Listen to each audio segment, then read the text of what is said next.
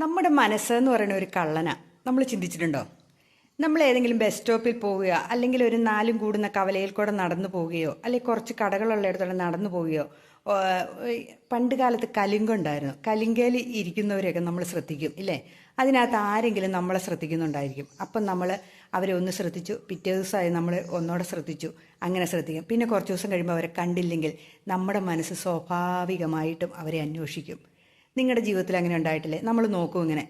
നമ്മൾ ഇന്നിപ്പോൾ പറയുകയാണെങ്കിൽ നമ്മളൊരു വായി നോട്ടാന്ന് പറയും. അല്ല, നമ്മുടെ മനസ്സോർക്കും അയാൾ അവിടെ ഉണ്ടോ, അല്ലെങ്കിൽ അവൾ അവിടെ നിൽപ്പുണ്ടോ, അവൾ ബസ് കയറാൻ വരുന്നുണ്ടോ, അല്ലെങ്കിൽ അവനവിടെ വരുന്നുണ്ടോ എന്നിങ്ങനെ ചിന്തിക്കും. നമ്മുടെ മനസ്സൊരു കള്ളനല്ലേ? നമ്മുടെ മനസ്സാണ് നമ്മളെ കൊണ്ട് പല കുഴിയിലും കൊണ്ട് ചാടിക്കുന്നത്. ശ്രദ്ധിച്ചിട്ടുണ്ടോ നിങ്ങൾ? നമ്മൾ ചിന്തിക്കാത്ത കാര്യങ്ങളായിരിക്കും നമ്മുടെ മനസ്സ് വന്ന് വെച്ചാൽ ഓർമ്മപ്പെടുത്തിയിട്ട് നമ്മളെ ആ കുഴിയിൽ കൊണ്ട് ചാടിക്കും. എല്ലാവർക്കും പറ്റുന്നതാന്നേ, എല്ലാവരുടെയും ജീവിതത്തിലുണ്ട്. പക്ഷെ ആരും അങ്ങനെ പറയില്ല എന്ന് മാത്രം, അല്ലേ?